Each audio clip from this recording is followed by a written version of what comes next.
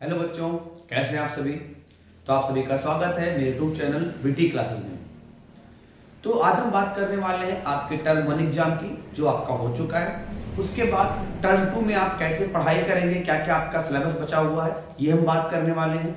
कैसे आप प्रिपेयर करें ताकि आपका टर्म 1 एग्जाम अच्छे से हो जाए। कुछ बच्चों का टर्म 1 एग्जाम उम्मीद के मुताबिक बहुत अच्छा नहीं गया, कुछ का तो भाई बहुत अच्छा गया, लेकिन कुछ बच्चों की प्रिपरेशन थोड़ा सा कम थी, उन्होंने उसको लाइटली ले रखा था, तो उनका बहुत अच्छा नहीं गया। तो कोई बात नहीं, जो भी हुआ ठीक हुआ, जो होगा आपका अच्छा ही होगा। इसके लिए आप परेशान बिल्कुल ना हो। आप ये ना सोचें कि आपका टर्म 1 खराब हो गया तो टर्म 2 भी खराब हो जाएगा। तो पहले हम बात कर लेते हैं टर्म 1 के रिजल्ट की। अभी सूचना मिल रही है कि आपके जो टर्म 1 का रिजल्ट है वो आपका मिड जनवरी तक आ सकता है। मिड जनवरी तक टर्म 1 का रिजल्ट आ सकता है। अब बात है भाई कि टर्म 1 का रिजल्ट आ सकता है मिड जनवरी तक, तो कैसा आएगा, क्या क्या होगा, क्या उससे हम पास फेल हो जाएंगे? नहीं भाई, ऐसा बिल्कुल नहीं है, आप परेशान मत हो। टर्म 1 का जो रिजल्ट आएगा उसमें केवल आपका एक मान सकते हैं स्कोर कार्ड टाइप का होगा। स्कोर कार्ड टाइप का होगा मींस इसमें ये डिसाइड नहीं किया जाएगा कि कोई बच्चा पास है कि आपका वो फेल है कि उसका कंपार्टमेंट आया है। ऐसा कुछ भी टर्म 1 के रिजल्ट में नहीं होने वाला। बस उसमें क्या होगा, आपका स्कोर कार्ड। स्कोर कार्ड मतलब होता है बेटा कि उसमें आपको ये लिखा होगा कि आप भाई 40 में से जो आपके 40 नंबर के पेपर हुए हैं बोर्ड वाले, उसमें से कितने मार्क्स आपको मिले, कितने मार्क्स आपको मिले इसकी जानकारी देगा सीबीएसई। हो सकता है कि जो आपके इंटरनल मार्क्स दिए गए हैं स्कूलों के द्वारा वो भी इसमें वो शामिल कर ले। यानी अगर वो शामिल करता है तो आपका क्या होगा, 50 मार्क्स का हो जाएगा। वैसे पूरी उम्मीद है कि वो 50 मार्क्स में से बताएगा कि भाई 50 मार्क्स में से आपको कितने मिले हैं। ये बात हम कर रहे हैं 10th की। अगर हम 12th की बात करें तो 12th में हिंदी एंड इंग्लिश, इसमें तो आपके 50 मार्क्स का ही होगा, बट आपके जो बाकी मार्क्स तो 50 रहेंगे, बस उसमें आपके पेपर 35 नंबर के, जैसे फिजिक्स में हुआ, केमिस्ट्री में हुआ, बायो में हुआ, इसमें आपके जो पेपर हैं वो 35 मार्क्स के हुए हैं और इंटरनल आपका प्रैक्टिकल था 15 मार्क्स का। तो इन दोनों को जोड़ के फिर से आपका 50 बन रहा है, तो इसकी भी जानकारी सीबीएसई दे सकता है। अब आती है बात कि भाई रिजल्ट आ जाएगा तो उसमें होगा क्या, तो बस सिर्फ बात है आप ये जान लें कि आपको कोई भी पास फेल या कंपार्टमेंट की कोई संभावना नहीं है।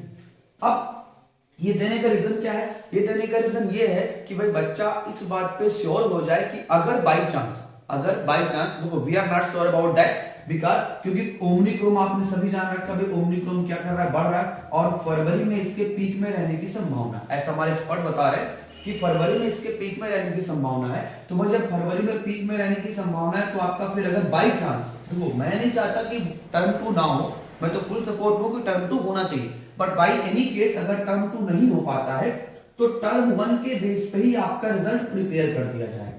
टर्म 1 के बेस पे ही आपका रिजल्ट प्रिपेयर कर दिया जाएगा। तो इसीलिए सीबीएसई उसको पहले से क्लेरिफाई करता जाता है कि भाई कोई बच्चा ये ना सोचे कि हमारे साथ गड़बड़ हुआ है, गड़बड़ी हुई, हमको नंबर कम मिले हैं, तो पहले से आपको क्लियर कर देगा कि भाई आपने इतना परफॉर्म किया है टर्म 1 में, और अगर सेकंड टर्म का एग्जाम नहीं हुआ तो आपको इसी बेसिस पे नंबर दिए जाएंगे। ये तो तब की बात है जब आपका टर्म 2 नहीं हो पाता है। अगर टर्म 2 हो रहा है तो भाई टर्म 2 आपका होने वाला है डिस्क्रिप्टिव। ये आप जान रहे हैं कि डिस्क्रिप्टिव होगा और उम्मीद है कि आपका एक 2 घंटे का होगा। सिलेबस आप जान ही लो भाई, आपका हाफ सिलेबस आ चुका है और हाफ सिलेबस बचा हुआ है। हर सब्जेक्ट में आपके हाफ सिलेबस आ चुके हैं एग्जाम में, हाफ आपके बचे हुए हैं, तो उस पर आपको ध्यान रखना है।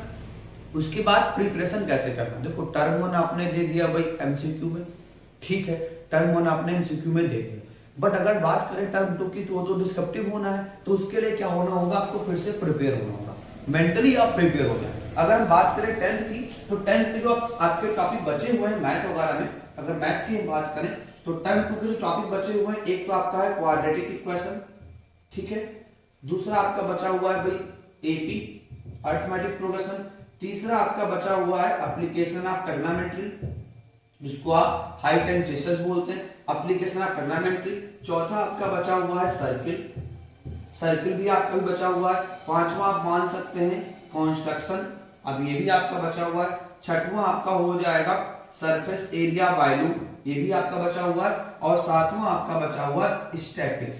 इतने चैप्टर हैं मैथ में जो आपको पढ़ने हैं, ठीक है, इतने चैप्टर है। अब इसमें बड़ा फंसता क्या है मामला, ये पूरे चैप्टर्स कैलकुलेटिव है, ये भी कैलकुलेटिव है, ये भी कैलकुलेटिव है, ये भी आपका कॉन्स्टिट्यूशन तो आपको बनाना ही बनाना है।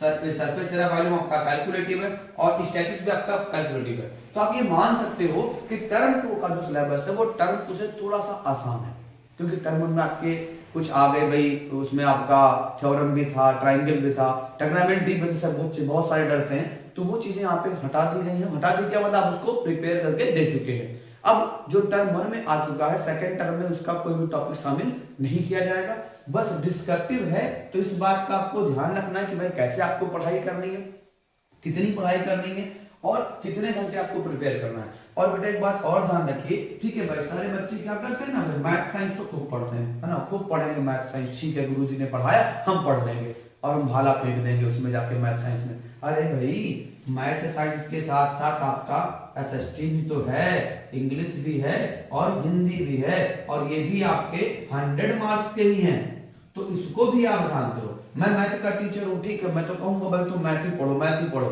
लेकिन ना ये भी बेटा आपकी स्कोरिंग नंबर, स्कोरिंग ये भी आपकी फाइनलाइज करेगी कि आपको कितना परसेंटेज मिलने वाला है। तो जो गलती आपने टर्म 1 में की, भाई टर्म 1 में हुआ क्या, मैंने देखा बेटा बहुत सारे बच्चे ना केवल मैथ साइंस पढ़ते रहे, हिंदी इंग्लिश में नंबर कमा रहे होंगे, एसएसटी में नंबर कमा रहे। लॉजिकल रीजन क्या हुआ कि उन्होंने उस पर तो पूरा ध्यान दिया मैथ साइंस पे, और हिंदी इंग्लिश पूरे साल पढ़ाई नहीं की। उनको लगा एमसीक्यू है, हम तो करके चले आएंगे, हम तो दुर्रम कहाँ है, हम भाला फेंक के आएंगे। अरे भाई ठीक है, दुर्रम कहाँ हो आप, अच्छी बात है, बट ये भी तो आपको ध्यान रखना है कि उसके क्वेश्चन भी तो एमसीक्यू के अच्छे बन गए और उसमें आप अटक गए। तो टर्म 2 में आपको ऐसा नहीं करना है, ठीक है, आप मैथ साइंस को ज्यादा वैल्यू दे रहे हैं, अच्छी बात है, और उसके साथ साथ आप हिंदी इंग्लिश और एसएसटी को भी पर वीक कम से कम 3 से 4 दिन आप अगर दे देते हो 1 घंटा तो सफिशिएंट है।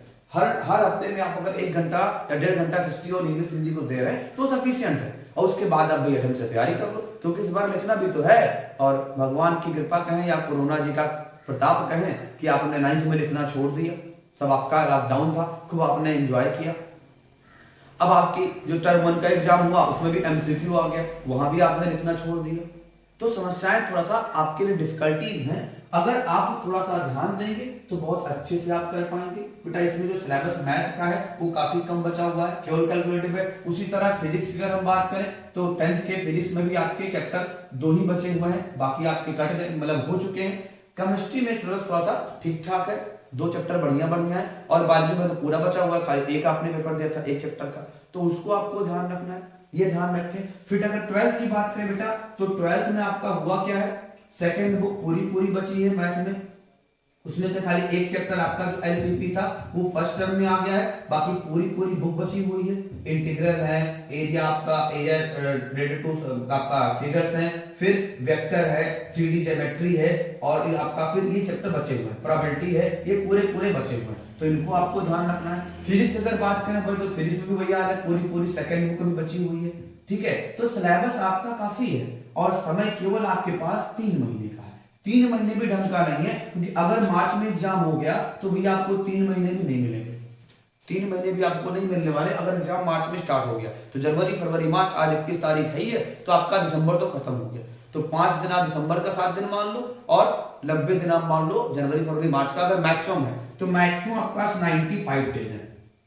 अब इस 95 डेज में आपको टर्म 2 के पूरे सिलेबस को खत्म भी करना है और रिवीजन भी करना है। पहले टर्म में क्या हुआ, लगभग आपको 6 महीने के आसपास मिले, 7 महीने, उसमें आपने आधा ही पढ़ा, रिवीजन भी किया, 2-3 बार लगाया। लेकिन टर्म 2 में केवल आपको 95 डेज मिल रहे हैं, उसका लगभग आप मान लो 1/3 मिल रहा है।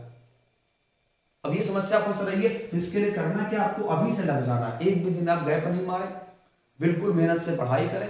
कोई समस्या हो तो आप संपर्क करें बेटा। इस चैनल बेटा मैं आपको, मेरा टारगेट है कि मैं आपको हर हफ्ते पूरे चैप्टर का, पूरा एक चैप्टर से आपका इस संडे को आपको मिल जाएगा क्लास 10th का क्वाड्रेटिक फार्मूला, पूरा एक चैप्टर एक ही वीडियो में कवर कर दूंगा। इंपॉर्टेंट क्वेश्चन, पूरी एनसीईआरटी और पूरा आपका एक चैप्टर, जितने भी आने वाले पॉसिबिलिटीज क्वेश्चन है। वैसे मेरा टारगेट है कि पर हफ्ते पर वीक मैं कम से कम 1 चैप्टर मैथ का और 1 चैप्टर साइंस का क्लास 10th का और 1 चैप्टर मैथ का और 1 चैप्टर फिजिक्स का, तो मुश्किल हो जाएगा लेकिन कोशिश करेंगे, तो 1 चैप्टर मैथ का क्लास 12th का भी हम आपको प्रोवाइड कराते रहेंगे। तो अगर आप सभी चाहें तो इस पे आप जुड़ सकते हैं, और कोई भी अगर खबर आती है आपके टर्म को एग्जाम रिलेटेड तो आपको बताई जाएगी। बस ये ध्यान रखें टर्म को आपका डिस्क्रिप्टिव होना है। चलिए ठीक, थैंक यू।